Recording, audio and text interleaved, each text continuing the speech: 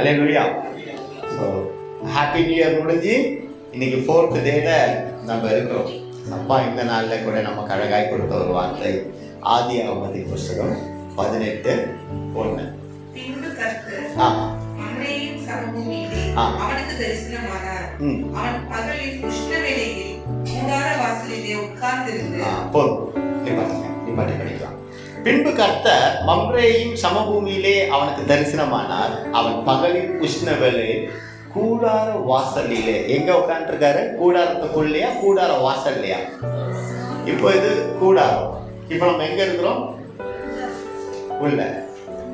வெளில இருந்தா வெயில் அடிக்கும், வாசல். இந்த மாதத்திலே ஆண்டவர் நமக்கு சொல்லக்கூடிய ஒரு காரியம், நான் என் பிள்ளைகளுக்கு தரிசனமாக இதுதான் வேர்ட். வார்த்தையிலே தரிசனமாக போகிறார், பிரசன்னத்தினாலே தரிசனமாக போறார், சொப்பனத்திலே தரிசனமாக போகிறார். நீங்கள் போகிற எல்லா இடங்களிலும் அவர் உங்களுக்கு தரிசனமாகி உங்கள் காரியங்களை வாய்க்க செய்கிறார். அல்லேலூயா, அல்லேலூயா. அவர் நல்லவராகவே இருக்கிறார். அல்லேலூயா, அல்லேலூயா. நான் ரொம்ப சந்தோஷப்படுறேன் ஆண்டவருக்கு இந்த வார்த்தை கொடுத்துருக்காங்க. ஏன்னா ஒரு பிள்ளைக்கு தரிசனம்ங்கிறது ஒரு ஆண்டவருடைய பிள்ளையோட வாழ்க்கையில ரொம்ப முக்கியம். தரிசனம் இல்லாத ஆண்டவருடைய பிள்ளைகள் பெயருக்குலாம் ஆண்டவர் பிள்ளைன்னு சொல்லலாம், ஆனா தரிசனம் இல்லை அப்படின்னா அந்த பிள்ளைகள் இருட்டுக்குள்ள இருக்குன்னு அர்த்தம். ஒருவனுக்குள்ள தரிசனம் இருக்குன்னா அவன் வெளிச்சத்தின் பிள்ளையா இருக்கிறான். அல்லேலூயா. அப்ப இன்னைக்கு ஆண்டவர் அழகாய் சொல்லுகிறார், சமபூமியிலே. திருச்சபையில உட்காந்துருக்கோம், இந்த திருச்சபையில சமபூமி. ஏன் உங்க வீட்டுல சமபூமி இருக்காதா அப்படின்னா நிச்சயம் இருக்காது. ஏன் இருக்காது? ஏற்றத்தாழ்வுகள் இருக்கும், கசப்புகள் இருக்கும், வெறுப்புகள் இருக்கும், சமாதானம் இல்லாமல் மனிதனை கோபித்துக் கொள்ளக்கூடிய சூழல்கள் இருக்கும். ஆனால் இன்றோ சமபூமியில இந்த இடத்துல பாருங்க, யார் என்ன கொடுத்தாலும் சாப்பிடுறோமா? யார் என்ன பண்ணாலும் எதுவுமே பார்க்கறது இல்லையா? கட்டி பிடிச்சி முத்தம் கொடுக்குறோமா? ஒரு மனதோட எல்லார்கிட்டையும் பேசுறோமா? அப்போ சமாதானம் நிறைந்த பூமியாகிய திருச்சபையிலே கர்த்தர் இன்று நமக்கு சொல்லக்கூடிய ஒரு காரியம், நான் உனக்கு தரிசனமாவேன். அல்லேலூயா. நான் உனக்கு தரிசனமாவேன். ஆண்டவர் ஒருவனுக்கு தரிசனம் கொடுத்துட்டாருன்னா அவருடைய வாழ்க்கை எப்படி மாறிடுங்க? இல்ல, பவுலுக்கு தரிசனத்தை கொடுத்தாரு. பவுலே, என்னை ஏன் துன்பப்படுத்துகிறாய்? நீ ஏன் என்னை துன்பப்படுத்துகிறாய்? நீ ஏன் என்னை துன்பப்படுத்துகிறாய்? அழகா சரண்டர் ஆகிறார். அப்படியே பவு பண்ணிட்டார். அப்ப இன்னைக்கு உங்களுக்கு தரிசனமாகி கட்ட சொல்லக்கூடிய என் பிள்ளையே, என்னை ஏன் துன்பப்படுத்துகிறாய்? நாம சொல்லுவோம், நான் எங்கப்பா உங்களை துன்பப்படுத்தினேன்? ஒரு கூட்டம் சொல்லுச்சு, நான் பசியா இருந்தேன், ஒன்னும் கொடுக்கல. நான் தாகமா இருந்தேன், ஒன்னும் கொடுக்கல. நான் வஸ்திரம் இல்லாது இருந்தேன், ஒன்னும் கொடுக்கல. எப்போப்பா இந்த சிறியவர்களை நீங்க கவனிக்காததுனால என்ன நீங்க அசட்டை பண்ணிட்டீங்க? நான் சிறியவனாய் அவர்களோட இருந்தேன்னு சொல்றாரு இல்லையா? ஏன்? அந்த ஜனங்களுக்கு தேவனை தரிசிக்கக்கூடிய கிருபை இருந்தும் அவர் தரிசனத்துல இல்லாதபடினால கர்த்தருக்கு சேவை செய்வதை விட்டுவிட்டார். அல்லேலூயா, அல்லேலூயா. இன்னைக்கு ஆண்டு சொன்னா, நான் தரிசனமாக உங்ககிட்ட நான் இன்னைக்கு ஆகிறேன். அப்ப இவ்வளவு நாள் ஆகலையா? ஆனாரு, கேட்கலையே, பார்க்கலையே, உணரலையே. இன்னைக்கு அப்படி இல்லை. உணர போறோம், கேட்க போறோம், பார்க்க போறோம். சொல்லுங்க, உணர போறோம், கேட்க போறோம், பார்க்க போறோம். இந்த 3 செஞ்சிட்டோம் அப்படின்னா தரிசனம் கிடைச்சிடும். அல்லேலூயா. உணர போறோம். ஏன்? எதுல உணர போறோம்? நான் செய்கிறது பாவம் என்று உணர்வு இல்லாதபடி வாழ்ந்து கொண்டிருக்கிறதுனால தரிசனம் எனக்கு கிடைக்காது. பாவம் செய்யாதப்பான்னு சொல்றத கேட்காத போது தரிசனம் கிடைக்காது இல்லையா? இன்னைக்கு அவைகளிலிருந்து கர்த்தர் விடுதலை தருகிறவராய் இருக்கிறார். அல்லேலூயா. இப்ப 2வது வசனம் வாசிங்க. தன் கண்களை ஏறெடுத்து பார்த்தபோது இதோ 3 புருஷர் அவனுக்கு எதிரே நின்றார்கள். அவர்களை கண்ட உடனே அவன் கூடார வாசலில் இருந்து அவர்களுக்கு எதிர்கொண்டு ஓடி தரை மட்டும் குனிந்து தெரிந்து. போதுங்க. இங்க பாருங்க, ஒரு காரியம் நமக்கு இங்க பார்க்கப்படுகிறோம். அல்லேலூயா. தன் கண்களை ஏறெடுத்து பார்க்கும் பொழுது இதோ 3 புருஷர் அவனுக்கு எதிரே நின்றார்கள். அவர்களை கண்ட உடனே அவர் கூடார வாசலிலிருந்து அவர்களுக்கு எதிர்கொண்டு ஓடி தரை மட்டும் குனிந்து, அல்லேலூயா, தரை மட்டும் குனிந்து, சொல்லுங்க, தரை மட்டும் குனிந்து, அல்லேலூயா, அல்லேலூயா, தரை மட்டும் குனிந்து. அப்ப இந்த வருடத்துல முதல் ஞாயிற்றுக்கிழமை ஆண்டவர் சொல்லக்கூடிய ஒரு வார்த்தை, என் பிள்ளைகளுக்கு நான் தரிசனமாக, இனி என்னை அவர்கள் காண்பார்கள். என்னை கண்டபடியால் அவர்கள் காலாட்களோடு அல்ல, குதிரைகளோடு ரதங்களோடு ஓட போறாங்க. அல்லேலூயா, அல்லேலூயா. குதிரைகளோடு ரதங்களோடு ஓட போறாங்க. இந்த வருஷத்துல அப்படி ஓடுவதற்கு நான் பயன்படுகிற தேவனாயிருக்கிறேன். அவர்கள் ஓட முடியாதபடிக்கு அவர்களை கட்டி வைத்திருக்கிற எல்லா காரியங்களையும் அவர்களை விட்டு நான் நீக்கி அவர்களை நான் துதிரப்படுத்தி நான் ஓட வைப்பேன். அப்ப அவங்களுக்கு எது ஓட முடியாதபடிக்கு வைத்திருக்குதுன்னா அவங்களுடைய பலவீனம், அவங்களுடைய உபத்திரவம், அவங்களுடைய பாவம் எல்லாம் அது சீக்கிரத்தில் நீங்கிவிடும். இந்த லேசான உபத்திரவம் அது சீக்கிரத்தில் நீங்கிவிடும். இந்த லேசான உபத்திரவம் சோர்ந்து போகாதே, நீ சோர்ந்து போகாதே, சோர்ந்து போகாதே, நீ சோர்ந்து போகாதே. அப்போ இந்த உபத்திரவங்கள்லாம் சீக்கிரம் நீங்க போது எதனாலனா அவர் உங்களுக்கு தரிசனமானபடியினால. அங்க பாருங்க, தன் கண்களை ஏறெடுத்து பார்க்கும் பொழுது ஆபிரகாம் ஐயா 1வது வசனத்துல பார்க்கிறோம், மதிய வேளையில பகலின் உஷ்ண வேளையில ஆடெல்லாம் மேய்ச்சிட்டு கொஞ்சம் கண் அசரலானுங்கிற இருக்கிற நேரத்துல உஷ்ண வேலையில கூடாரத்துக்குள்ள இல்ல, ஏதோ ஒரு வெயில்ல உட்காந்துருக்காருன்னா அப்ப உள்ளுக்குள்ள எவ்வளவு உஷ்ணம் இருந்திருக்கும். பைபிள்ல அது வெளியில இருந்தாரா இல்லையா இப்படி நான் பார்க்கிறேன். உதாரணத்துக்கு உங்க மனசுக்குள்ள உஷ்ணம் இருக்கும் பொழுது வெயிலோ மழையோ அப்படியே மலையில பைத்தியம் போல நடந்து போனது எத்தனை பேர்?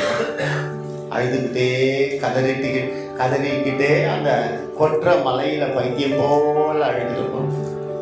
உச்சி வெயில் மண்டையை பிளக்கும் போது உள்ளுக்குள்ள உஷ்ணம் பயங்கரமா இருக்கும். மனுஷனுடைய வார்த்தையோ, மனுஷனுடைய வேதனையோ, மனுஷனுடைய காரியமோ, உங்களுடைய செயல்களோ ஏதோ ஒன்று உஷ்ணம் போல உங்களை இது பண்ணும்போது கால் போன போக்கில் அப்படியே பைத்தியம் போல தெரிஞ்சது எத்தனை பேருங்க? ரோடா வண்டி எடுத்து சுற்றுனது எத்தனை பேர்? எங்கே போகிறேன்னே தெரியாமல் அழுதுகிட்டே ஒரு போக இடம் இல்லாமல் சுற்றுனது எத்தனை இடம் இருக்குல்ல. இன்னைக்கு அப்படிப்பட்ட இறுதிகளை கர்த்தர் சொல்லுகிற காரியம், உன் மனதுக்குள்ளாக இருக்கிற உஷ்ணத்தை நான் தரிசனமாகி அவைகளை உன்னிலிருந்து நான் நீக்கி போடுறேன். மனசுக்குள்ளாக இருக்கிற உஷ்ணத்தை நான் தரிசனமாகி அவைகளை உன்னிலிருந்து நான் நீக்கி போடுறேன். நீ தைரியமா இரு. இனி உஷ்ணம் உன்னை ஆளுவதற்கு இடம் இல்லை. இனி உஷ்ணம் உன்னை மேற்கொள்வதற்கு இடம் இல்லை. இனி உஷ்ணம் உன்னை அண்டிக் கொள்வதற்கு இடம் இல்லை. உன் உஷ்ணத்தை என் தரிசனத்தினால் நான் தனித்தேன். அல்லேலூயா. என்ன ஒரு பிளஸிங் பாருங்க. இந்த ஃபர்ஸ்ட் வீக்ல ஆண்டவர் கொடுத்த ஒரு வார்த்தை, ஒரு உஷ்ணத்தை என் தரிசனத்தினால் நான் நீக்கி போட்டேன். ஒரு மனுஷியை குறிச்சு ஐயோ இந்த மனுஷியால என் குடும்பம் இப்படி ஆகும், இந்த மனுஷனால என் குடும்பம் இப்படி ஆகும், என் பிள்ளை பண்ற தவறுனால என் குடும்பம் இப்படி ஆகும். ஒரு உஷ்ணம் உள்ளுக்குள்ள உங்களை ஆட்டி படைத்து கொண்டிருக்குதுல, அந்த உஷ்ணம், அந்த எரிச்சல் கர்த்தர் இன்று தரிசனம் ஆகுறபடியினால அந்த காரியங்கள் விலகி ஓடுது. எங்கேயுமே நீங்க தேடியும் பார்க்க முடியாது. இயேசுவின் நாமத்தினால அப்படிப்பட்ட காரியங்கள், சுகவீனத்தை கொண்டு வருகிற உஷ்ணம், பலவீனத்தை கொண்டு வருகிற உஷ்ணம், அக்கிரமத்தை கொண்டு வருகிற உஷ்ணம், எரிச்சலை கொண்டு வருகிற உஷ்ணம், சோம்பேறித்தனத்தை கொண்டு வருகிற உஷ்ணம் எல்லாம் இயேசு கிறிஸ்துவின் நாமத்தால் விலகி ஓடுவதாக. அல்லேலூயா. இயேசு கிறிஸ்துவின் நாமத்தால் விலகி ஓடுவதாக அப்படிப்பட்ட காரியங்கள். அல்லேலூயா, அல்லேலூயா. அங்க பாருங்க, ஐயா அப்பாவின் இடத்துல ஆபிரகாம் தந்தையின் இடத்துல முற்பிதாவின் இடத்துல நம்ம கற்றுக்கொள்ளக்கூடிய காரியம் 99 வயசுல வேலை செய்யறாரப்பா. வேலை செய்யணும்னு அவசியமே இல்லை. வேலை செய்யணும்னு அவசியம் இல்லை. 99 வயசு. நிறைய ஆடு மாடுகள் இருக்கு, மந்தைகள் இருக்கு, பார்க்கறதெல்லாம் இந்த நீ எந்த பூமியெல்லாம் கால் மதிக்கிறியோ அதுதான் உனக்குன்னு சொல்லிடுறாரு. அவர் பணக்காரர். தன் மகனுக்கு பொண்ணு பார்க்க என்ன நம்ம வெறுங்கையோட அனுப்புனாரு? எத்தனை ஒட்டகத்தோட அனுப்புனாரு? கேள்விக்கு பதில். எத்தனை ஒட்டகத்தோட? எலியேசருக்கு ஒட்டகத்தை கொடுத்து அனுப்புனாரு? 10 ஒட்டகம். வெறுமனே அமிச்சாரா? பொண்ணு பொருளோட அமிச்சார். அப்படிப்பட்ட ஐஸ்வர்யவானா இருக்கிறவரே உஷ்ண வேலையில வேலை பார்க்கிறார்னா, வேலை பார்க்காதபடிக்கு இருக்கிற இந்த சூழ்நிலையை கற்றல் மாற்றுகிறவரா இருக்கிறார். நீங்க சுறுசுறுப்பாக போறீங்க. அல்லேலூயா. அப்ப ஒருவனை தரிசனம், ஆண்டவருடைய தரிசனம் ஒருவனுக்குள்ள வந்துருச்சுன்னா,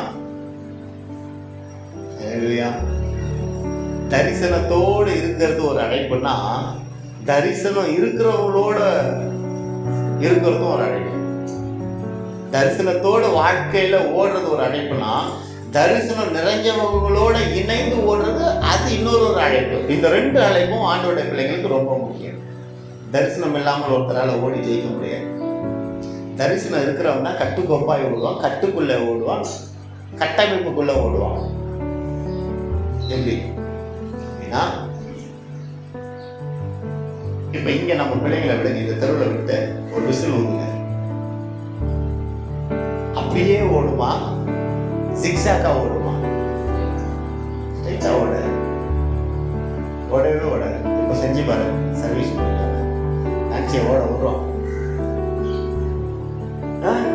முடியாது, செய்யாது. ஏன்? முன்னாடி கண்ணுக்கு முன்னாடி 2 கோடு லெஃப்ட் ரைட் இல்லை. அதுவே நான்சிய அப்படி ஓட்ட பந்தயத்துல 2 கோடு நடுவில் விட்டா அந்த கோட்லயே ஓடுவான். ஏன் தெரியுமா? பக்கத்து கோடுல ஓடினா டிஸ்குவாலிஃபை. இந்த கோடுல மட்டும் ஓடி ஜெயிச்சாதான் வெற்றி. பக்கத்து கோடு ஓடி நான் தாங்க ஃபர்ஸ்ட் வந்தேன், யூ ஆர் டிஸ்குவாலிஃபை. ஏன்? உன் ஓட்டத்துல நீ ஒழுங்கா ஓடல, அவன் ஓட்டத்தை நீ கெடுத்தபடியினால. அப்ப தரிசனம் இருக்கிறவன் எப்படி இருப்பானா? மற்றவனை கெடுக்கிறவனா இருக்க மாட்டான், மற்றவனுடைய ஓட்டத்தை பார்க்கிறவனா இருக்க மாட்டான், தன் ஓட்டத்தை எப்படி நிறைவு செய்யணுங்கிற எண்ணத்தோட ஓடுகிறவனா இருப்பான். அப்ப தரிசனம் ஒரு மனுஷனுக்குள்ள டிசிப்ளினை கொண்டு வரும். தரிசனம் இல்லாதவனா தறிக்கெட்டு ஓடுவான், எங்க வேணாலும் ஓடுவான், என்ன வேணாலும் செய்யணும். அப்படி இருக்கக்கூடாது. தேவ பிள்ளைங்க என்னைக்குமே அப்படி இருக்கக்கூடாது. தேவ பிள்ளைங்க என்னைக்குமே அப்படி இருக்கக்கூடாது. ஒரு தரிசனம் வேணும். இன்னாரோட தான் பேசணும்னா அன்னாரோட தான் பேசணும். இவர்கள் தான் எனக்கு நண்பர்களா இருக்கணும்னா அவர்கள் தான் எனக்கு நண்பனா இருக்கணும். அல்லையா? 99 வயசு ஆகுது ஆபிரகாம் ஐயா. உஷ்ண வேலையில உட்காந்துருக்காராம், கூடார வாசல உட்காந்து. அப்ப எவ்வளோ வேதனையோட இருந்திருப்பாரு, எவ்வளோ வேதனையில இருந்திருப்பாரு. அதெல்லாம் ஃபீல் பண்ணிக்கிட்டு உட்காந்துருந்த வேலையில அந்த தூக்கம், அந்த உஷ்ண வேலையிலே உறங்கி இருக்க கூடும். வந்து 3 பேர் வந்து நின்னும் பொழுது அவர் என்ன பண்றாராம்? எதிர்கொண்டு ஓடி தரை மட்டும். அவங்க வரத்துக்கு முன்னாடியே 3 பேர் வரத்தை பார்த்துட்டாரு. 3 பேரை பார்த்தது மட்டும் இல்லை, இப்போ இங்க இருந்து ஒரு 3 பேர் உங்க வீட்டுக்கு வராங்க. இப்போ சர்வீஸ் வீடு அங்க இருக்குன்னு வச்சுங்களேன். இங்க இருந்து ஒரு 3 பேர் வராங்க. சர்வீஸ் கட்ட கட்ட கட்ட கட்டன்னு ஓடுவாங்க. அந்த 3 பேரை இன்வைட் பண்ண. ஏன்? அவங்க அன்புல இருக்கிறவங்க அங்க வரும் பொழுது அவங்களுடைய அன்பும் இவர்களுடைய அன்பும் ஒன்று சேர்ந்தபடினால, அந்த அன்பு ஏவுகிறபடினால தான் வீட்டிலிருந்து ஓடி போய் அவங்க அழைத்து கொண்டு வருகிறதா இருப்பாங்க இல்லையா? அந்த ஓட்டம் எதனால வந்தது? அவங்களுக்கு அன்புங்கிறதுனால வந்தது. ஆபிரகாம் இறைவனோடு இடைப்பட்டு கொண்டே இருந்தபடியினால தன்னை எதிர்நோக்கி வருகிறவர்கள் யார் என்கிற தரிசனம் ஆபிரகாமுக்குள்ளே இருந்தபடியினால வருகிறவர்கள் 99 வயசுல கண்ணு மங்காதபடிக்கு வருகிறவர்கள் இவர்கள் தான் என்று அறிந்து வர வரைக்கும் வெயிட் பண்ணல. அவர்கள் வருவதற்கு முன்பாகவே ஓடி போகிறவராயிருக்கிறார். ஓடுறாருங்க. எத்தனை வேகத்தை ஓடினார்னு எனக்கு தெரியாது. 50 மீட்டர் வேகத்துல ஓடினாரா, 100 மீட்டர் வேகத்துல ஓடினாரா, 200 மீட்டர் வேகத்துல ஓடினாரா இல்ல, ஆனா ஓடினார். அப்ப அங்க ஐயாவின் இடத்துல முற்பிதாவின் இடத்துல பார்க்கக்கூடும். 99 வயசு ஆனாலும் முடியலன்னு சொல்லலைங்க. எந்திரிக்கும் போதே எத்தனை பேர் என்னால முடியல அப்படின்றீங்க? முடியல, கை வலிக்குது, ஆள் வலிக்குது, முட்டு கலண்டுடுச்சு. ஏன்னா ஸ்க்ரூவா போட்டு வச்சிருக்கிறீங்க முட்டு கலண்டுறதுக்கு. இல்ல, எந்திரிக்கும் போதே புலம்பிக்கிட்டே எந்திருப்பீங்க. அப்ப தரிசனம் இல்லைன்னு அர்த்தம். தரிசனம் இருக்கிறவன் காலையில எந்திரிக்கும் போது புலம்ப மாட்டான். தரிசனம் இருக்கிறவன் காலையில் எழும்பும் போது புலம்ப மாட்டான். சர்ச்சைக்கு போறவனுக்கெல்லாம் தரிசனம் இருக்குமானா இருக்காது. நல்லா புரிஞ்சுக்குங்க, அது நல்லா தெரியும். சர்ச்சைக்கு போற எல்லாருக்கும் தரிசனம் இருக்குமானா இருக்கவே இருக்காது. ஒரு சிலருக்கு தான் தரிசனம் இருக்கும். அவங்கள தான் கர்த்தர் பயன்படுத்திக்கிட்டே இருப்பார். அப்போ உங்களை கர்த்தர் பயன்படுத்தணும்னா நீங்கள் தரிசனம் உடையவர்களா இருக்கணும். அங்கே 99 வயதுடைய ஒரு நபர், ஒரு பெரியவர் ஓடி போய் என்ன பண்றாராம், என்ன வேணும் தரை மட்டும் குனிந்து பெண்ட் ஆகுறாராம். அப்போ அவர் சரீரத்துல வியாதியே இல்லை, பெண்ட் ஆகுறாரு. இன்னைக்கு நம்ம சபை முடிச்சுட்டு போகும்போது ஒரு எக்ஸசைஸ் பண்ண போறோம். எல்லாரும் யாரெல்லாம் அவங்க காலை தொடுறாங்களோ நல்லா இருக்கிறீங்கன்னு அர்த்தம். அவங்கவுங்க காலத்துல குனிஞ்சு தொழணும். பெண்ட் ஆகுறாரு. பெண்ட் ஆகி என்ன பண்றாரா? 3 வாசிங்க. ஆண்டவரே, உம்முடைய கண்களில் எனக்கு கிருபை கிடைத்ததானால் நீர் உமது அடியனை விட்டு கடந்து போக வேண்டாம். கொஞ்சம் தண்ணீர் கொண்டு வரேன். இருங்க. தரிசனம் நிறைந்தவன் பேசுகிறவர்களாய் மாற முடியும். மனுஷங்கிட்ட பேசுறதுக்கு பயந்த நாட்கள் இருந்துதான். இன்னைக்கும் பேச முடியாம நீங்க நல்லது செஞ்சிருப்பீங்க. அந்த நல்லதுக்கு அவங்க ஒரு காரியம் செய்யணும், அதை பெற்றுக்கொள்ள முடியாம நீங்க பயந்து இருக்கிற காரியம் இருக்கா அவங்களுக்கு? இல்லையா? ஆனா அந்த தரிசனத்தை கண்டவன் பேச முடியும். நீங்க தைரியமா இனி மனுஷங்கள் இடத்துல பேச போறீங்க. தீமைக்கு இல்லை, உங்களுடைய நன்மையை பெற்றுக்கொள்வதற்கே பேச போறீங்க. நீங்க செய்த நன்மையினால அவங்க நல்லா இருக்கிறாங்க, அதன் நிமித்தம் உங்களுக்கு இப்ப நஷ்டம் வந்துருச்சு. அந்த நஷ்டத்தை கேட்கறதுல உங்களுக்கு ஏன் பயம்?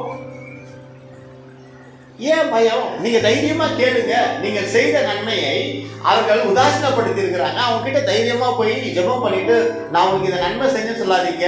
இதை நீ எனக்கு திரும்ப செய்வேன்னு சொன்னதுனால நான் உனக்கு செஞ்சேன், எனக்கு திரும்ப கூடியதுனால நான் இவ்வளவு கடன் பண்றேன்னு சொல்லுங்க. அப்படி சொல்லும் பொழுது உங்களுக்கு அது வாய்க்க செய்கிறவராக இருக்கிறார். அல்லேலூயா. அங்கே தரிசனத்துல அவர் என்ன பண்றாருன்னா, ஆண்டவரே உம்முடைய கண்களில் எனக்கு கிருபை கிடைத்ததானால் நீர் உமது அடியனை விட்டு கடந்து போக வேண்டாம், என்னை விட்டு போகாதீங்கப்பா. அப்ப இயேசுவினிடத்துல நீங்கள் ஆண்டவரை காண்கிற பிள்ளைகளா தரிசனம் கண்டுட்டீங்கன்னா, அப்பாவை என்ன பண்ணீங்கன்னா, இந்த குட்டி பிள்ளைங்களை போல என்னை விட்டுட்டு போகாதீங்க, நானும் உங்களோட ஒரு என்னை கடைக்கு கூப்பிட்டு போங்க, எங்க போனாலும் பிள்ளைங்க நம்ம பின்னாடியே வர்றது போல ஆண்டவரும் எங்கே போனாலும் நம்மை அழைத்து கொண்டு போகிறவராக இருக்கிறார். அப்போ ஆண்டவரோட போற பிள்ளைங்க பின்னாடி இந்த உலகத்தோட யார் பின்னாடியும் போகாது. ஏன்? இது அல்ல அவனுடைய லக்கு. அவனுக்கு கர்த்தர்தான் லக்கு. ஏன்? அவன் பார்வை தரிசனத்தினுடையதாக இருக்கிறபடினால அவன் போகக்கூடியவர் பின்பாக போகிறவனா இருக்கிறான். அல்லேலூயா, அல்லேலூயா, அல்லேலூயா. கர்த்தர் நல்லவராகவே இருக்கிறாரு. அல்லேலூயா. 18:4 வாசிங்க. அப்போ முதலாவது என்ன பார்த்தோம்னா, உஷ்ண வேளையில அமர்ந்து கொண்டிருக்கிறார். ரெண்டாவது, வரக்கூடியவர் இன்னார் என்று அறிந்தவராய். ஆண்டவருடைய பிள்ளைகளுக்கு 2 தரிசனம் முக்கியமா இருக்கணும். யாரு வராங்களோ, யாரோட இணையணுமோ அங்க ஓடி போய் இணைந்து கொள்ளணும். யாரோட இணையக்கூடாதோ அங்க இருந்து ஓடி போய் தப்பிச்சு கொள்ளணும். சொல்லுங்க. நம்ம உள்டாவா செஞ்சிடறோம். என்னடா தம்பி ஜோஷுவா? உள்டாவா செஞ்சிடறோம். இணையக்கூடியவர்களோடு இணையும் பொழுது அது நல்ல தரிசனமாக இருக்கிறது. இணையக்கூடாதவர்களோடு இணையும் பொழுது தரிசனத்தை விட்டு விலகிறவர்களாய் நாம் இருக்கிறோம். அப்ப யாரோட இணையணும், யாரோடு பேசணும், யாருக்கு நாம் சேவகம் பண்ணணும், இதை நல்லா இன்னைக்கு இருதயத்துல எழுதி வச்சுங்க. இன்னைக்கு ரொம்ப ரொம்ப ரொம்ப ரொம்ப ரொம்ப வித்தியாசமா நடத்துறாரு. இன்னைக்கு என்ன பண்றாருன்னா, ஒரு பக்கம் பலப்படுத்துகிறவராகவும் இருக்கிறாரு, இன்னொரு பக்கம் லைட்டா தட்டி கொடுக்கிறவராகவும் இருக்கிறாரு, இன்னொரு பக்கம் நாம் செய்கிற தவறுகளை உணர்த்துகிறவராகவும் இருக்கு. மனுஷனுக்கு அல்ல, நமக்கே நம் தவறுகளை உணர்த்துகிறவராகவும் இருக்கிறார். அல்லேலூயா, அல்லேலூயா. அப்ப இங்க பார்க்கிறோம், 4 வாசிங்க. கொண்டு வரட்டும். உங்கள் கால்களை கழுவி மரத்தடியில் சாய்ந்து கொண்டீர்கள். 5 நீங்கள் உங்கள் இருதயங்களை திடப்படுத்த கொஞ்சம் அப்பம் கொண்டு வருகிறேன். அப்புறம் நீங்கள் உங்கள் வழியை போகலாம். இதற்காகவே அடியேன் இடம் வரைக்கும் வந்தீர்கள் என்றார். அதற்கு அவர்கள் நீ சொன்னபடி செய் என்றார். அப்ப பாருங்க, உஷ்ண வேளையில படுத்து கொண்டிருந்தவன் உறங்கி கொண்டு சோம்பேறியா இல்லாதபடிக்கு, ஆபிரகாம் ஐயா சோம்பேறியா இல்லாதபடிக்கு தரிசனம் நிறைந்தவரா இருக்கிறபடினால யாரு வந்திருக்கான்னு பார்த்துட்டு ஓடி போய் தனக்கு சேவகம் பண்ணுவதற்கு அத்தனை வேலைக்காரங்க இருக்கிறாங்க, கை நீட்டினா அத்தனை பேர் செய்யறதுக்கு இருக்கிறாங்க. ஆனால் அவர் என்ன பண்றாருன்னா, தனக்கு சேவகம், அவர்களுக்கு சேவகம் பண்ணுன்றதுக்காக ஓடி போய் சேவகத்துக்கு தன்னை ஒப்பு கொடுக்கிறார், சேவை செய்வதற்கு ஒப்பு கொடுக்கிறார். அப்ப தரிசனம் நிறைந்தவன் தன்னை சேவகம் செய்வதற்கு ஒப்பு கொடுக்கணும். அங்க பாருங்க, கொஞ்சம் தண்ணீர் கொண்டு வரட்டும், உங்கள் கால்களை கழுவி விடுறாரு. மரத்தடை சாய்ந்து கொள்ளும் ஒரு இடத்தை ப்ரொவிஷனை கொடுக்குறார், சாய்ந்து கொள்ளுங்க. அப்ப நீங்கள் உங்கள் இருதயங்களை திடப்படுத்தி கொஞ்சம் அப்பம் கொண்டு வருகிறேன், அப்புறம் நீங்கள் உங்கள் வழியிலே போவோம் அப்படிங்கிறார். அல்லேலூயா, அல்லேலூயா. இதற்காகவே அடியேன் இடம் வரைக்கும் வந்தீர்கள் என்றான். அதற்காக நீ சொன்னபடி செய் என்றார். சொன்னபடி செய். அப்ப அவருக்குள்ள ஒரு ஆசீர்வாதம் என்ன இருக்கு? வந்த இந்த தூதர்களுக்கு பணிவிடை செய்யணும். கர்த்தருக்கு பணிவிடை செஞ்சிருக்கிறீங்களா தேவஜனமே? கேள்விதான். கர்த்தர் இருக்கிறாருங்கிற உணர்வு இருந்தா தானே பணிவிடை செய்ய முடியும். கர்த்தருக்கு பணிவிடைனா என்ன சொல்லுங்க? நம்மை நாமே பாவத்துக்கு ஒதுக்கி வைக்கிறது கர்த்தருக்கு செய்கிற பணிவிடை. சர்ச்சை தொலைக்கிறது அதெல்லாம் அது ஒரு வேற, அது பணிவிடையாக, அது அது அது வேற, அதுக்குள்ள போயிடக்கூடாது. இதெல்லாம் நான் செய்கிறேன், இதெல்லாம் வேற. ரியலான பணிவிடை என்ன தெரியுமா? என்னை அவர் வார்த்தையினால சுத்திகரித்து கொண்டு அவருடைய தரிசனத்திலே நான் நின்று அவர் சித்தத்தை செய்கிறது தான் பணிவிடை. அப்ப இன்னைக்கு நீங்க கர்த்தருக்கு தேவை ஆகியால் இந்த காரியத்தை கர்த்தர் வெளிப்படுத்துகிறாரா இருக்கிறார்.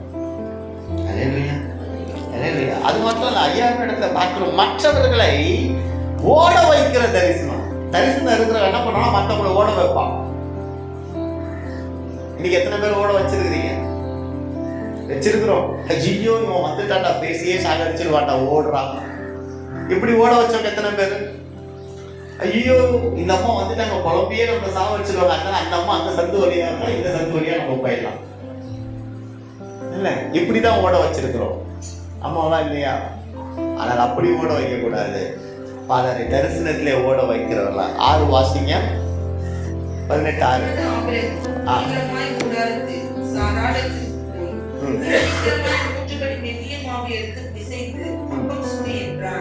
பாத்துங்க, அங்க பாருங்க, தன்னுடைய தரிசனத்துல அவர் முதலாவது தன் மனைவியை ஓட வைக்கிறார்.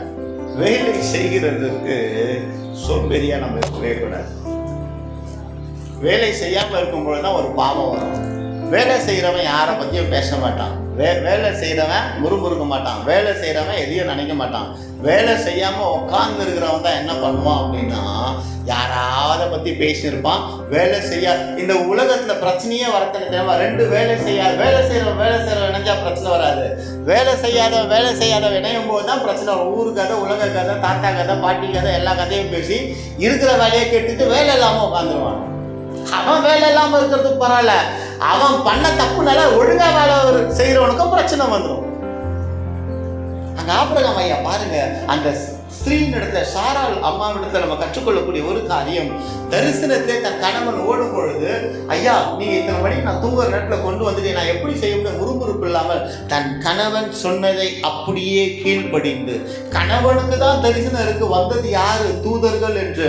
மனைவி அந்த தூதர்களை பார்க்கவில்லை, ஆனால் கணவனுடைய பார்வையிலே மனைவியின் பார்வை இருந்தபடியினாலே, அங்கே குடும்பத்துல ஒரு மனம் இருந்தபடினாலே, கணவன் மதிய வேளையில வந்து மனைவிக்கு ஆகாரத்தை செய்ய கொடுக்கும் பொழுது, வெள்ளி மனுஷன் வரும் பொழுது சாரா தன் அலுப்பை பார்க்காமல், தன் சோம்பேறித்தனத்தை காட்டாமல் எல்லாத்தையும் தூக்கி போட்டு அந்த மெல்லிய மாவை வாங்கி கொண்டு மாவு செய்ய போறாங்க.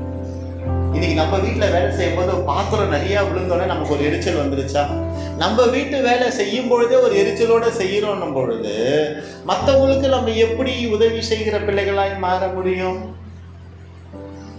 எறும்பின் இடத்துல நீங்கள் சுறுசுறுப்பா இருக்க கற்றுக்கொள்ளுங்கள். எறும்பு ஓடுகிறதா இருக்கிறது தன்னுடைய ஆகாரத்துக்கு.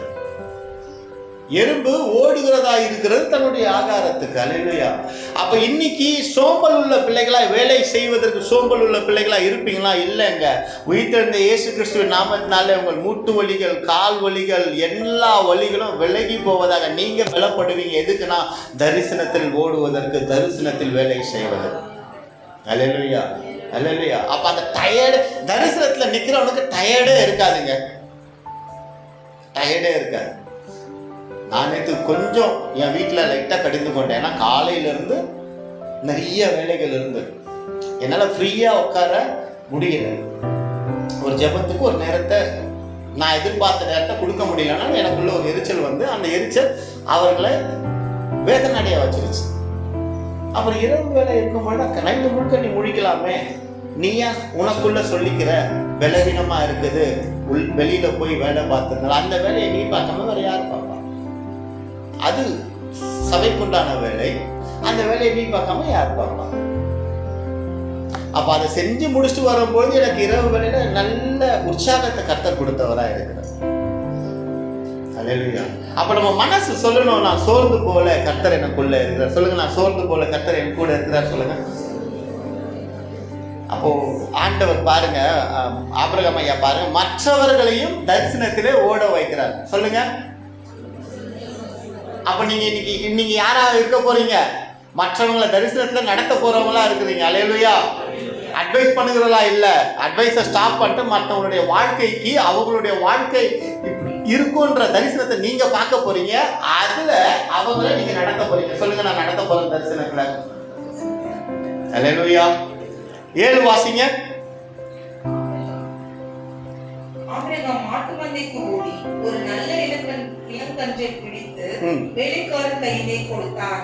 அவன் அதை சீக்கிரத்தில் சமைத்தான். போதுங்க பாருங்க, தரிசனத்துல நிக்கிறவன் எப்படி இருப்பானா, நல்ல டிஸ்ட்ரிபியூட்டரா இருப்பான். எப்படின்னா அவனுக்கு ஒரு தாளந்து கர்த்தர் கொடுப்பாரு, யாருக்கு என்ன வேலை கொடுக்கும். இன்னைக்கு காலையில கர்த்தர் கொடுத்துருக்கிறாரு பாருங்க, ஜெபிக்கிற பொறுப்பை உங்க கையில விசுவாசிக்கிறேன். அதுக்கு கை தூக்குறவங்க நிச்சயம் வருவாங்க. ஏன்னா கையை நான் சொல்லி தூக்கல, வருவீங்களான்னு கேட்கும் போது அவங்களாவே கை தூக்குனாங்கள, அதுக்கப்புறம் தான் அவங்களுக்கு தெரிஞ்சது இங்க வந்து ஜெபிக்கணும்னு. ஐயோ தூக்கிட்ட வேடா கைய அப்படின்னு நினைக்கிறாங்க. வருவாங்க, கர்த்தர் பலப்படுத்துகிறவராக இருப்பார். ஏன்னா அவங்களுடைய நெடுநாள் வாஞ்சை குடும்பத்தோட உட்காந்து 5:30 மணிக்கு ஜெபிக்கணுன்ற நெடுநாள் வாஞ்சைய இன்னைக்கு வாரத்துல ஒரு நாள் அதிகாலையில எழுப்பி வைக்க கர்த்தர் ஏவனபடினால குடும்பங்கள் கை தூக்கிச்சுல. அப்ப அவங்க தூக்கல, ஒருத்தர் தூதர்களை கொண்டு அவர் கைகளை தூக்கி விட்டார். இப்ப மாட்டிக்கிட்டாங்க. அவ்வளவுதான். கர்த்தர் பார்வையில, மனுஷ பார்வையில மாட்டல, கர்த்தர் பார்வையில. கர்த்தர் பார்வையில மாட்டினபடினால கர்த்தருடைய தரிசனம் என்னுடைய தரிசனமா இருக்கிறபடினால வராதவர்களை நான் 5:30 மணிக்கு தட்டி தட்டி எழுப்புவேன். அதிகாலை நேரம் தட்டி தட்டி எழுப்பி புது கிருபை தந்தீரையா. சனிக்கிழமையே இந்த பாட்டை பாட ஆரம்பிச்சிருவாங்க. என் வீட்டில் என்ன தட்டு தட்டு தட்ட ஆரம்பிச்சிருவாங்க. சீக்கிரம் தூங்குங்க, சீக்கிரம் எந்திரிக்கணும் அப்படின்னு. இல்லை இல்லையா?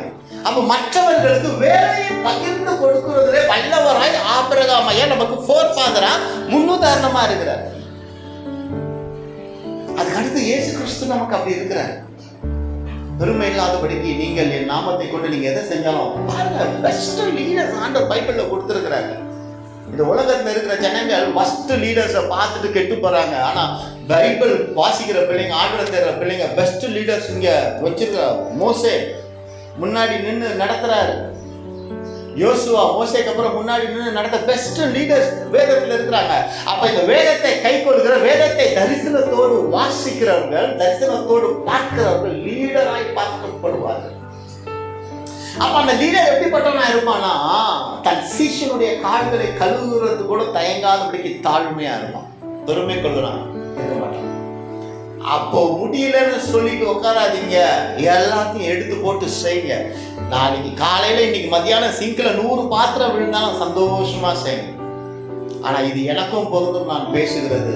இனி தரிசனத்தோடு மனைவி அங்க பாத்திரம் வளர்க்குறாங்கன்னா கணவன் உதவி செய்கிறவனாகவும் இருக்கும். தாய் தகப்பன் வேலை செய்யணும், பிள்ளைகள் உதவி செய்யணும். அப்போ அங்க ஒரு குடும்பமாய் தரிசனத்தோடு செய்யும் பொழுது, அல்லேலூயா.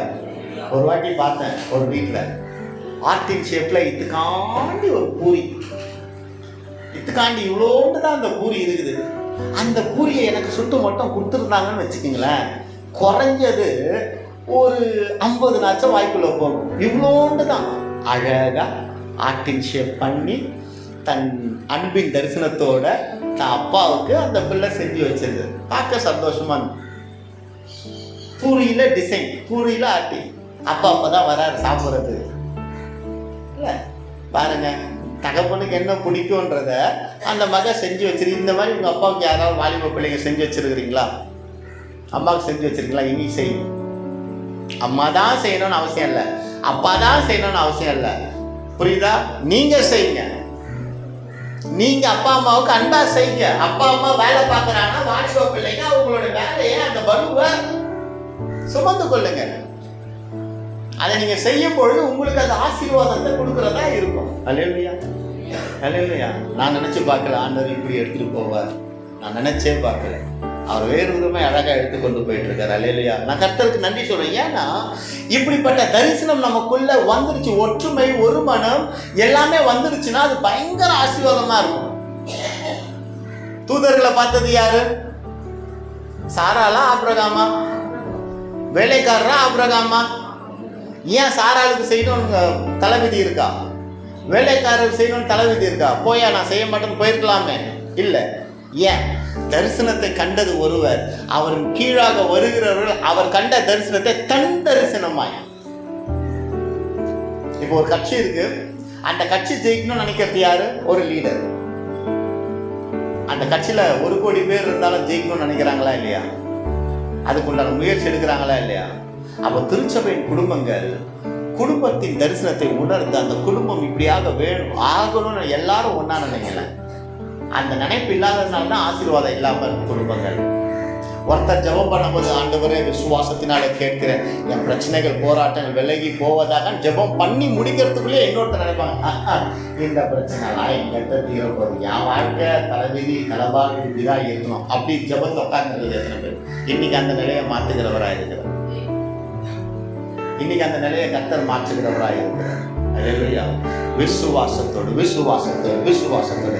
அங்க பாருங்க, வேலைக்காரருக்கு ஆபிரகாம் மாட்டு மந்தைக்கு அங்கே ஓடுறாரா? எங்க ஓடுறாரு சொல்லல, இதை செய்ய சொல்ல. அவரும் ஓடி, ஆபிரகாம் மாட்டு மந்தைக்கு ஓடி ஒரு நல்ல இளங்கன்றை பிடித்து வேலைக்காரன் கையிலே கொடுத்தான். அவன் அதை சீக்கிரத்திலே சமைத்தான். ஓடி கொண்டு வந்து கொடுக்கிறார். அப்ப he is sharing the work, at the same time he is doing the work.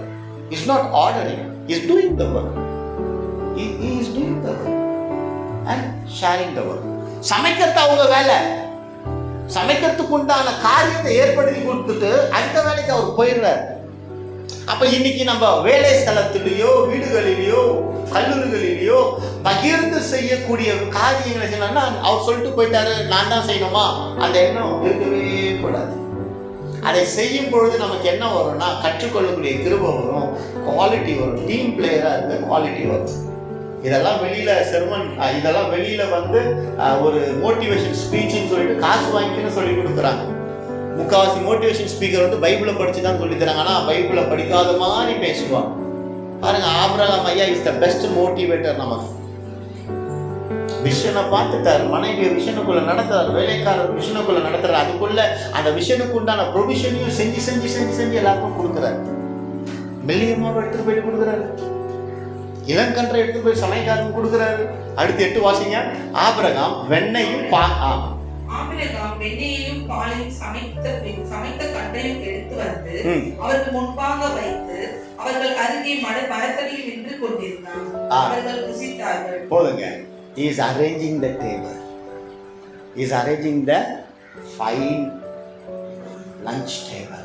அந்த டேபிள் அரேஞ்ச் பண்ணி சமைத்து வைத்தவைகளை எங்க வைக்கணும் தரிசனத்துல இருக்கிறவனுக்கு தான் தெரியும். இன்னாரை எதுக்கு பயன்படுத்தணும் தரிசனத்துல இருக்கிறவனுக்கு தான் தெரியும். இன்னாரை என்ன வேலையில வேலை வாங்கணும் தரிசனத்துல இருக்கிறவனுக்கு தான் தெரியும். இன்னாரை எப்போ அபிஷேகத்துக்கு கொண்டு வரணும் தரிசனத்துல இருக்கிறவனுக்கு தான் தெரியும். தரிசனத்துல இல்லாதவனுக்கு அந்த அரேஞ்ச்மெண்ட் வரவே வராது. அல்லேலூயா. அப்ப தரிசனத்துல நிக்கணும்னு கர்த்தர் உங்களை தெளிவாய் சொல்லுகிறபடினால நீங்கள் தரிசனத்துல இருக்கும் பொழுது எந்த வேலையில பிள்ளையை திட்டணும், எந்த வேலையில பிள்ளையை அரவணைக்கணும், எந்த வேலையை பிள்ளைக்கு உண்டானதை செய்யணுங்கிறது தெரியுங்க. அது இல்லைன்னா நீங்க கண்ட மேனிக்கு சகட்டு மேனிக்கு திட்டிக்கிட்டே இருப்பீங்க. பிள்ளைகளுடைய இறுதியம் உடைக்கப்பட்டதாயிரும். அப்படி இருக்கக்கூடாது. பிள்ளையினுடைய இறுதியம் உடைக்கப்பட்டதா இருக்கவே கூடாது. அப்ப எந்த வேலையில திட்டணுமோ அந்த வேலையை தான் தவறு செய்யும் பொழுது திட்டுறது நல்லது. எல்லா வேலையிலையும் நம்ம திட்டிக்கிட்டு இருப்போம்னா அது நல்லது கிடையாது. அப்ப ஆபிரகாம் அங்க என்ன பண்றாரு? ஃபர்ஸ்ட் ஓடுகிறவரை 99 வயசு ஓடுறாரு. அவர்களை பார்க்கிற சோம்பேறியா இல்லவே இல்லை. ஆபிரகாம் சோம்பேறியா இல்லவே இல்லை. அப்ப இன்னைக்கு நல்ல பலன் இள வயதுள்ள தாய்மார்கள் இருக்கிறீங்க, இள வயதுள்ள ஐயாமார்கள் இருக்கிறீங்க. இன்னைக்கு நீங்க எந்திரிக்கும் போதே எனக்கு முடியலையேன்னு எந்திரிக்கிறீங்க. இல்லை அப்படி சொல்லாதபடிக்கு வாலிப தம்பி பிள்ளைங்க அப்படி சொல்லாதீங்க. எவ்வளவுதான் வேலை செய்யறது, உங்களுக்கு வேலை செஞ்சே நான் டயர்ட் ஆயிடும். என்ன வேலை செஞ்ச? நீ எல்லாம் ஒன்னும் வேலை செய்யல, ஒன்னும் வேலை செய்யல. நீங்களாம் ஒன்றும் வேலை செய்யல. உங்க குடும்பங்களுக்கு, உங்க வீடுகளுக்கு ஒன்றும் வேலை செய்யல. ஓப்பனாவே சொல்ல, அந்த போர்ஷனுக்குள்ளேயே நீங்களாம் இல்லை. அல்லேலூயா. அலுஃபா இது வரைக்கும் இருந்தீங்க. அலுஃபா இருந்த உங்களை தான் இப்ப ஆண்டவர் உடைச்சி வேலை செய்ய குச்சி வச்சு அடிச்சு நிறுகிறார். இனி நீங்க நல்லா வேலை செய்கிற பிள்ளைகளை, சோம்பேறியா இல்லாதபடிக்கு நல்லா போட்டு வேலை செய்யுங்க. அல்லேலூயா. அங்க பாருங்க, எடுத்துக்கொண்டு வந்தாங்க. அத 9 வாசிங்க. அவர்கள் அவனை நோக்கி, உன் மனைவி சாராள் எங்கே என்றார்கள். அதோ கூடாரத்தில் இருக்கிறாள் என்றான். அப்பொழுது அவன், உற்பவ காலத்திற்கு நிச்சயமாய் உனக்கு திரும்ப வருவேன். அப்பொழுது உன் மனைவியாகிய சாராளுக்கு குமாரன் இருப்பான் என்றார். சாராள் அவளுக்கு பின்புறமாய் கூடார வாசலில் கேட்டுக்கொண்டிருந்தார். ஆபிரகாமும் சாராளும் வயது சென்று முதிர்ந்தவர்களாக இருந்தார்கள். வழிபாடு போதும் சிஸ்டர். இப்ப என்னன்னா, எல்லாமே பண்ணி முடிச்சதுக்கு அப்புறம் அரேஞ்ச்மெண்ட் எல்லாம் பண்ணி முடிச்சோன்னே அவங்களுக்கு 18:10 ஒரு ஆசீர்வாதம் வருது. என்ன ஆசீர்வாதம் இருக்கு? அவங்களுக்கு என்ன தேவை? வெயிலின் வேலையில, உஷ்ணத்தின் வேலையில எனக்கு இந்த பாக்கியம் கிடைக்கலன்னு சொல்லி ஒரு வேளை ஆபிரகாம் அழுது கொண்டு இருந்திருக்கலாம். ஆனால் அதை அறிந்த கர்த்தர் 3 பேரை அங்க அனுப்பினவராக இருக்கிறார். அங்க 3 பேர் அனுப்பிச்சு என்ன பண்றாருன்னா ஆசீர்வாதத்தை கொடுக்கிறவராக இருக்கிறார். அல்லேலூயா, அல்லேலூயா. அங்க பாருங்க, 18-14 வாசிங்க. கர்த்தரால் ஆகாத காரியம் உண்டோ? உற்பவ காலத்திற்கு உன்னிடத்திற்கு திரும்ப வருவேன். இப்பொழுது சாராளுக்கு ஒரு குமாரன் இருப்பான் என்றார். போதுங்க. ஆசீர்வாதம் வருதா? சோம்பேறியா இருந்த ஆசீர்வாதம் வருமா? வேலை செய்யும் பொழுது முறுமுறுத்து வேலை செஞ்ச ஆசீர்வாதம் வருமா? ஒரு வியாபாரம் நீங்க பண்றீங்கன்னா 100 கஸ்டமர்ல 1000 கஸ்டமர்கள் கர்த்தர் கொண்டு வர வல்லவரா இருக்கிறார். ஆனா எப்படி அதை செய்வார்னா, ஒரு கஸ்டமர் வரும்போது என்ன வேகம் இருக்கு, 2 கஸ்டமர் வரும்போது என்ன வேகம் இருக்கு, 30 கஸ்டமர் வந்தோடனே என்ன வேகம் வரும்? ஒரே நேரத்தில் 30 பேரும் வந்துருவாங்க அப்படின்னு நம்ம முறுமுறுத்தோம்னா கஸ்டமர் அப்படியே டவுன் ஆயிடும். வேலை ஸ்தலத்தை நல்ல ப்ரொமோஷன் கொடுத்து இந்த வேலை செய்யுங்கன்னு சொல்லும் பொழுது நான் சந்தோஷமா செய்வேனா, இன்னும் எனக்கு பொறுப்புகள் கொடுக்கப்படும், இன்னும் நான் உயரத்துக்கு பறப்பேன். ஆனால் அந்த இடத்துல நான் முறுமுறுப்பேன் அப்படின்னா முடிஞ்சு போச்சு, பொறுப்புகள் நிப்பாட்டப்படும். முறுமுறுக்கிறவனுக்கு பொறுப்புகள் கொடுக்கவே முடியாது, கொடுக்கவும் மாட்டாங்க. அப்படி இருக்கக்கூடாது. இந்த உலகத்துல பெரிய கொடுமை என்ன தெரியுமா? வேலை செய்யாம இருந்ததான் பெரிய கொடுமை.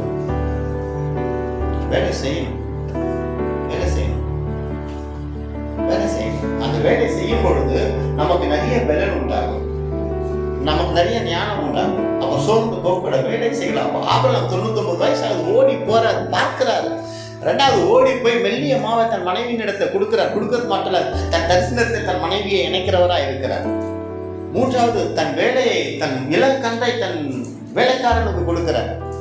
அதை சமைச்சு கொண்டு அதெல்லாம் ஃபைன் அரேஞ்ச்மெண்ட் பண்றாரு. சாப்பிடும் பொழுது பக்கத்திலே தன்னை தாழ்த்தி நிற்கிறவராக இருக்கிறார். இதெல்லாம் தாழ்மை யாருக்குள்ள வரும்? தரிசனத்தில் இருக்கிறவனுக்குள்ளதான் வரும். தரிசனம் இல்லாதவனுக்கு தாழ்மை சுட்டு போட்டாலும் வரவே வர. எது உண்மையான தாழ்மை, எது போலி தாழ்மைங்கிறது ஈஸியாக கண்டுபிடிச்சிடலாம். எவ்வளோ உயரத்தில் இருந்தாலும் நான் அல்ல, என்னை உயர்த்தினவர் கர்த்தரே. அப்போ நம்ம தேவனுடைய ஊழியத்தை செய்வதற்கு ஓடுகிற பிள்ளைகளா வேணும். இன்னைக்கு பாருங்க, இன்னைக்கு தரிசனத்தை கர்த்தர் உங்களுக்கு வெளிப்படுத்திட்டார். வார்த்தையினால் கேட்க வைத்து விட்டார், இனி உங்கள் பார்வையினால் பார்க்க வைப்பார். அல்லேலூயா, அல்லேலூயா. அப்போ காலையில எந்திரிச்சு சமைக்கணும்னா சமைச்சிருங்க, அதுதான் உங்க வேலை. குடும்ப தலைவிகளே, காலையில சமைக்கணும்னா அதுதான் உங்க வேலை. குடும்ப தலைவர்களே, சமையலுக்கு உண்டான காரியங்களை வாங்கி கொடுங்க, நைட்டே வாங்கி கொடுங்க, இல்லை காலையில வாங்கி கொடுங்க, அதுதான் உங்க வேலை. 9 மணி காலை நேர உணவுனா 9 மணியை தாண்டக்கூடாது. 9 மணிக்கு மேல அவுட் ஆச்சுன்னா நீங்க கர்த்தருக்குள்ள இல்ல.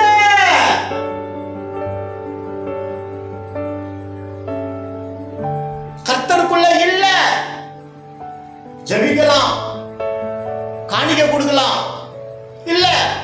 கர்த்தர் சோம்பேறியை பாராட்டுகிறவர் அல்ல, சோம்பேறியை கண்டிக்கிறவர். ஆபிரகாம் ஐயா பெர்ஃபெக்ட்டா இருக்கார் பாருங்க. உங்கள் விளக்கு, வீட்டின் விளக்கு அணையக்கூடிய வேண்டிய நேரத்தை தான் அணையணும். எல்லா வேலையிலையும் அணைஞ்சிச்சு அப்படின்னா அங்க சோம்பல் இருக்குன்னு அர்த்தம். அப்ப என்ன அர்த்தம்?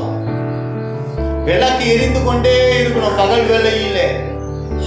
வேலையிலே கொஞ்சம் உறங்கலாம், ஆனா ரொம்ப உறங்கக்கூடாது. டயர்ட் சொன்னதுனால நீங்க டயர்ட் இல்லைங்க. உங்க மனசு தான் டயர்டா இருக்கு, உங்க நினைவு தான் டயர்டா இருக்கு. You are perfect in your body. Soul தான் டயர்ட் ஆயிடுச்சு.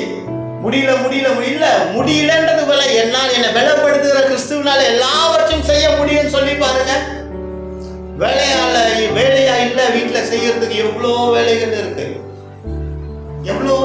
இருக்கு.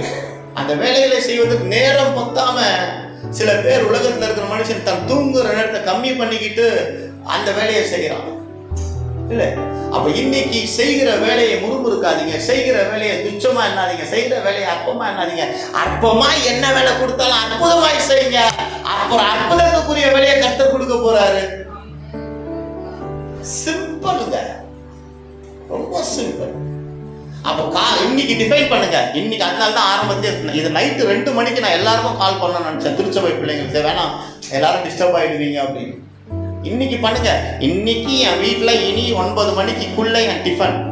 9 மணிக்கு மேலே யாரும் வந்து டிஃபன் கேட்டாலும் சாப்பாடு இல்லைன்னு சொல்லுங்க. அப்படிப்பட்ட சோம்பேறி வீட்டுக்குள்ளேயே இருக்க வேணாம், வெளில போய் சாப்பிட்டோம். கடினமாய் பேசவில்லை, ஆண்டவர் கனிவாய் நடத்தணுங்கிறதுனால இப்படி நடத்துறார்.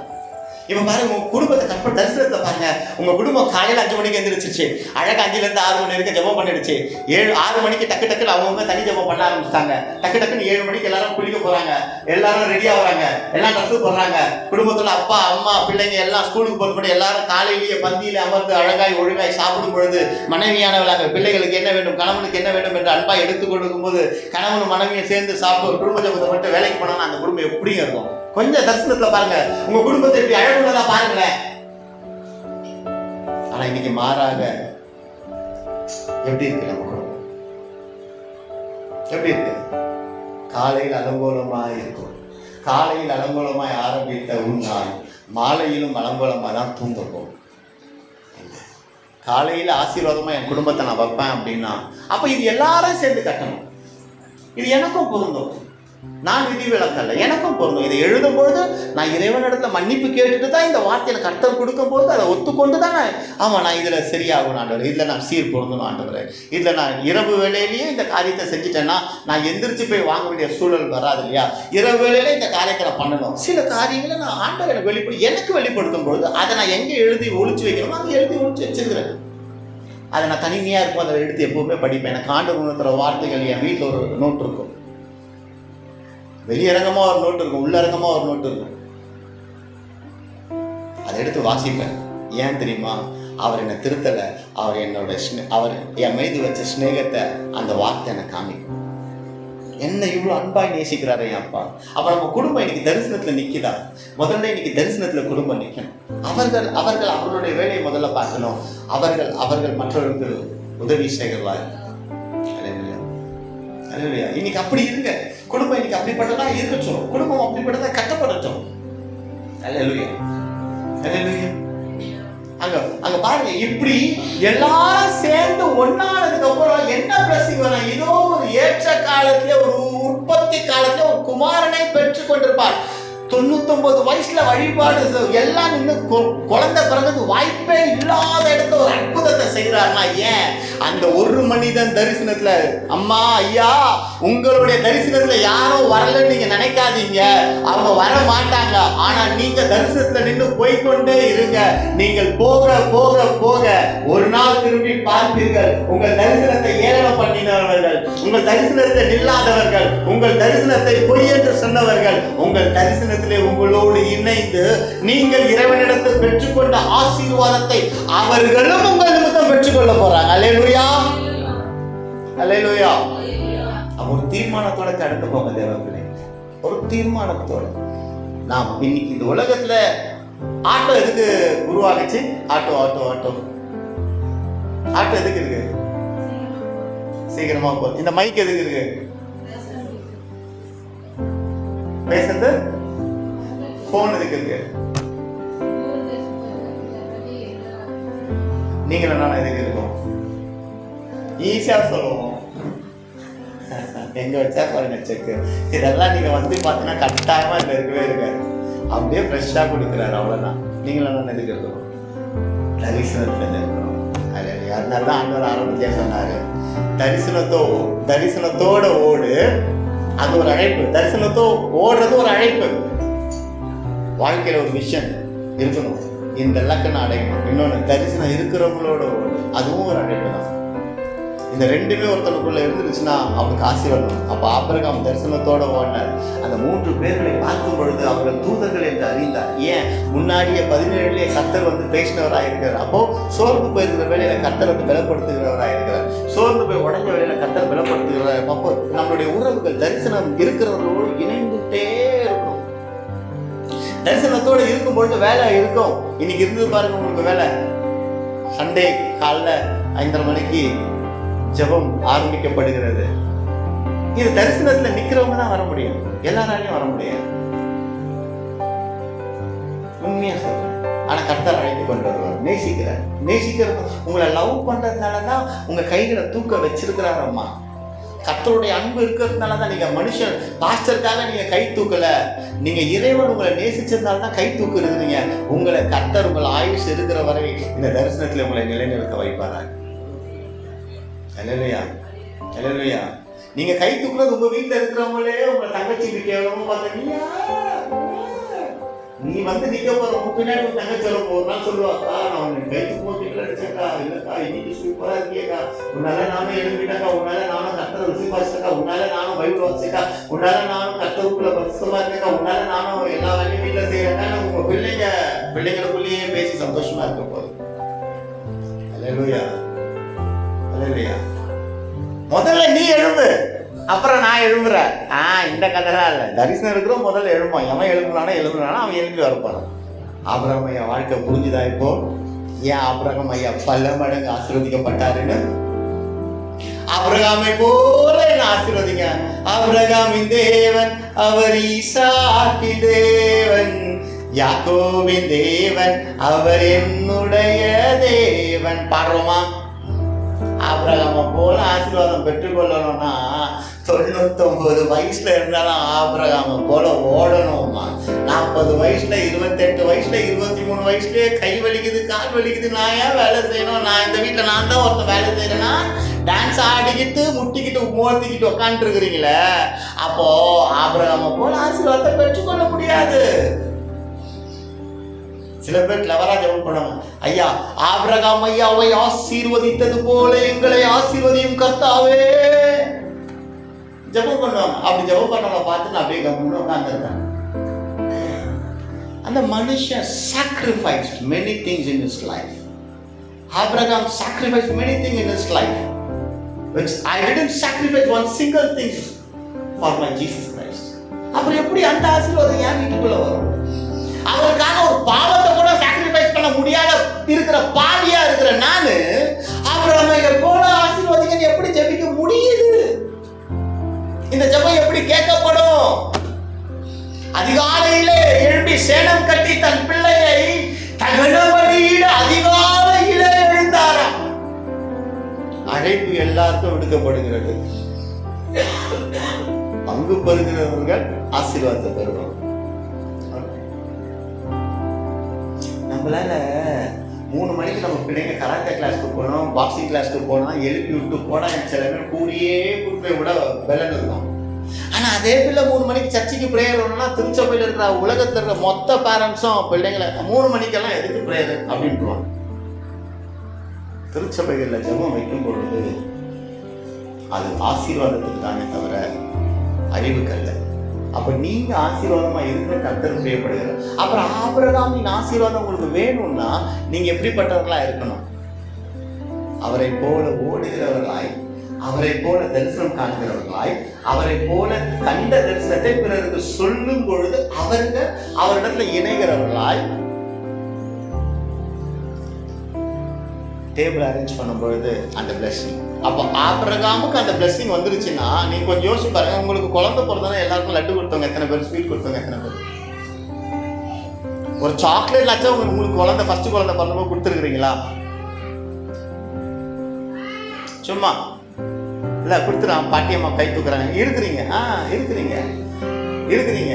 அப்போ ஊரு பேர் தெரியாதவனுக்கே நமக்கு குழந்தை பிறந்தாலும் ரோட்ல போறவங்களுக்கு ஒரு சாக்லேட் கொடுக்குறோம் அப்படின்னா, அந்த குழந்தை பிறந்ததுக்கு அப்புறம் ஆபிரகாம் ஐயா தன்னுடைய வேலைக்காரர்களுக்கு ஆசீர்வாதத்தை கொடுக்காம இருந்திருப்பாரு.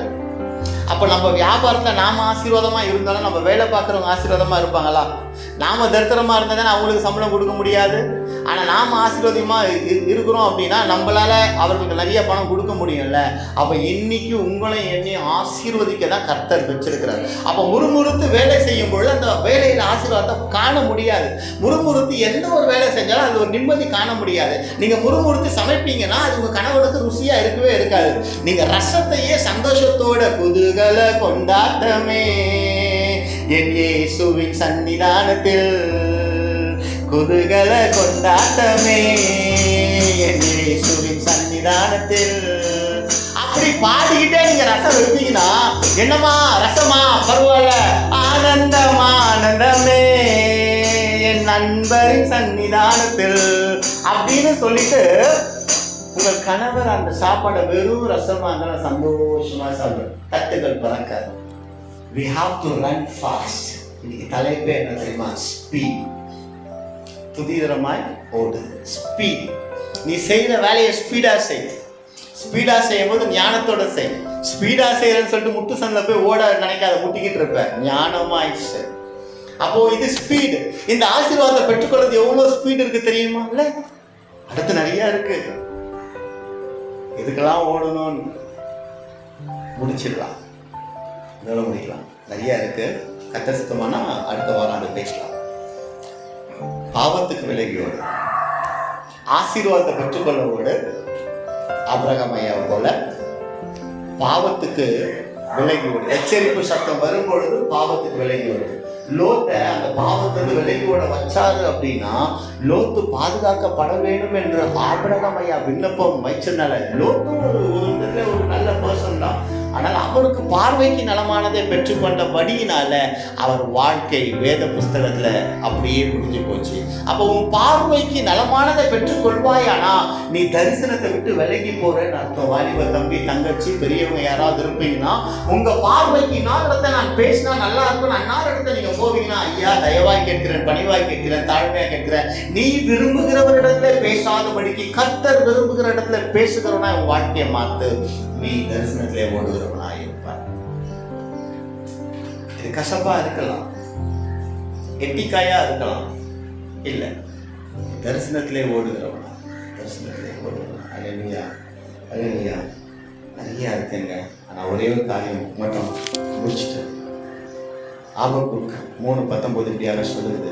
ஆண்டவராகிய கர்த்தர் என் பலன், அவர் என் கால்களை மான் கால்களை போலாக்கி உயரமான ஸ்தலங்களிலே என்னை தரிசனத்துல நீங்க நிற்கும் பொழுது கர்த்தர் உங்களை உயரமான ஸ்தலத்துல நடக்க பண்ணுவார். சொல்லுங்க, நான் தரிசனத்துல நிற்பேன்.